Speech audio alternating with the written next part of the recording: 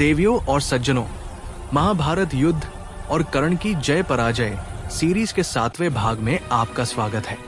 मैंने पहले भाग में कहानी की भूमिका आपको बता दी है, इसलिए उसे मैं दोहराऊंगा नहीं। यदि आप इस सीरीज का पहला भाग देखना चाहते हैं तो मैं डिस्क्रिप्शन बॉक्स में लिंक दे दूंगा, आप उसे देख सकते हैं।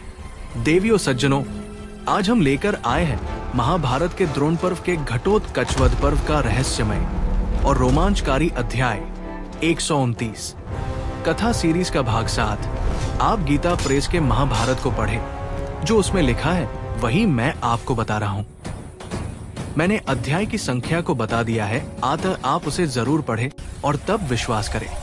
देवियों और सज्जनों, आपका स्वागत है महाभारत की एक अत्यंत रहस्यमय और रोमांचकारी कथा में, जहां कुरुक्षेत्र की धूल, अग्नि और रथचक्रों के बीच दो महाबलवान योद्धा भीमसेन और कर्ण आमने सामने खड़े हैं।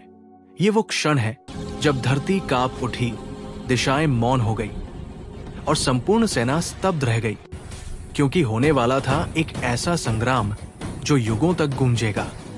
धृतराष्ट्र ने संजय से कहा, संजय बताओ, उस समय कौन था जो भीमसेन के सामने खड़ा हुआ?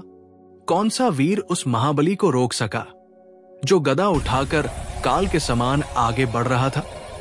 संजय ने उत्तर दिया, राजन, उसी समय रणभूमि में सिंह की तरह गर्जते हुए भीमसेन के सम्मुख बलवान कर्ण आगे बढ़ा। उसके धनुष की टंकार से दिशा दिशा गूंज उठी। दोनों महायोद्धा आमने सामने हुए। कर्ण ने अपना विशाल धनुष उठाया, प्रत्यंचा चढ़ाई और भीमसेन की ओर बढ़ चला। भीम ने उसे सामने देखा और उनका क्रोध प्रज्वलित हो उठा। बाण सान पर रखे गए और जैसे अग्नि से चिंगारियां निकलती हैं, वैसे ही बाण एक के बाद एक आकाश में चमक उठे। कर्ण ने भी प्रत्युत्तर दिया। दोनों के धनुषों की टंकार से पूरा रणभूमि कांप उठा। हवा में उड़ती धूल, टूटते हुए रथ, घायल योद्धाओं की गर्जना, सब मिलकर जैसे प्रलय का दृश्य बना रहे थे।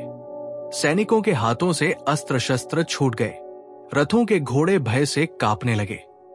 आकाश में गिद्ध, कंक और कौवे मंडराने लगे, जैसे मृत्यु स्वयं उस रणभूमि पर उतर आई हो।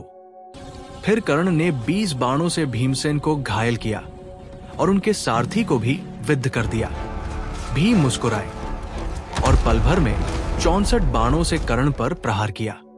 कर्ण ने फिर 4 बाण चलाए, परंतु भीम ने अपने हाथ की अद्भुत फुर्ती से उन्हें काट डाला। अब कर्ण ने बाणों की वर्षा कर दी, लेकिन भीम ने क्रोध में भरकर उसकी प्रत्यंचा ही काट डाली। उसका धनुष टूट गया।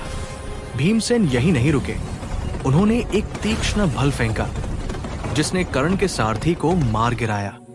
फिर चारों घोड़ों के प्राण हर लिए। अब कर्ण का रथ ठहर गया।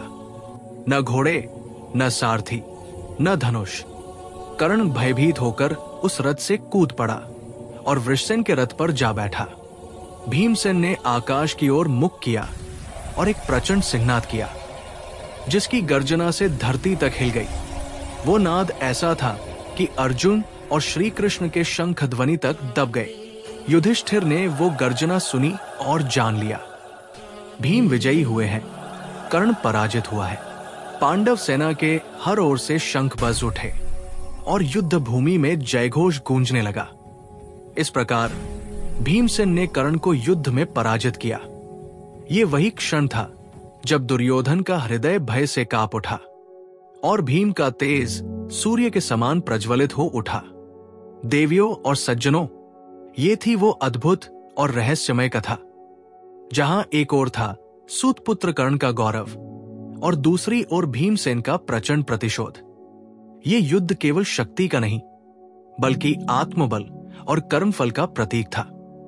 महाभारत हमें यही सिखाता है, धर्म और न्याय के मार्ग पर चलने वाला अंततः विजयी होता है।